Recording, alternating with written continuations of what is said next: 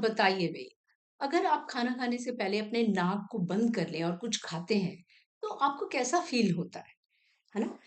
Tasteless, आपको पता ही नहीं लगेगा कि आप क्या खा रहे हैं, एक सिर्फ़ बेसिक सा टेस्ट आपको महसूस होगा।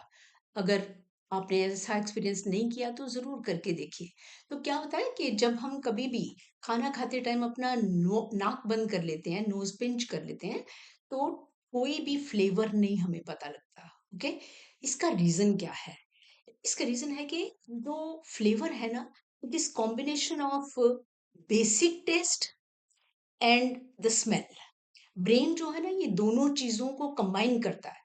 जो बेसिक टेस्ट है वो सिर्फ टंग के थ्रू पता लगते हैं। 5 बेसिक टेस्ट हैं जो टेस्ट बड्स डिटेक्ट करती हैं। Sweet, sour, salty, bitter.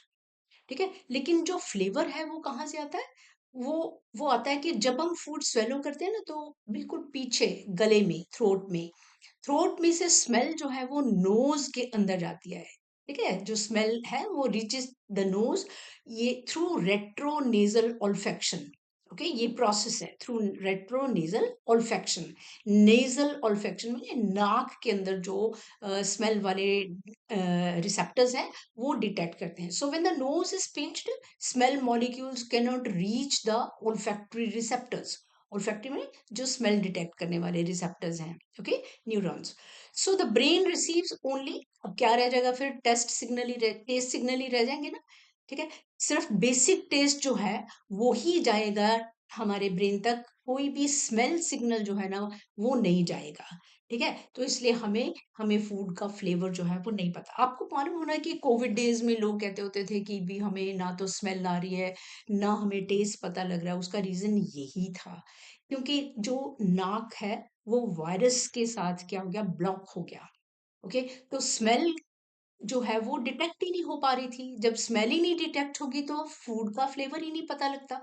ठीक है? फॉर एग्जांपल, अगर हम नाक बंद करके एप्पल या पोटैटो खाएं, कैंडी खाएं, फूड को फील करें, तो हमें बिल्कुल टेस्टलेस लगेगा, हमें पता ही नहीं लगेगा, थोड़ा बहुत बेसिक टेस्ट पता लगेगा।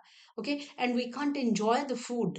सो when we eat, the nose pinched, person feels food is tasteless because retronasal olfaction is blocked. This is the main reason.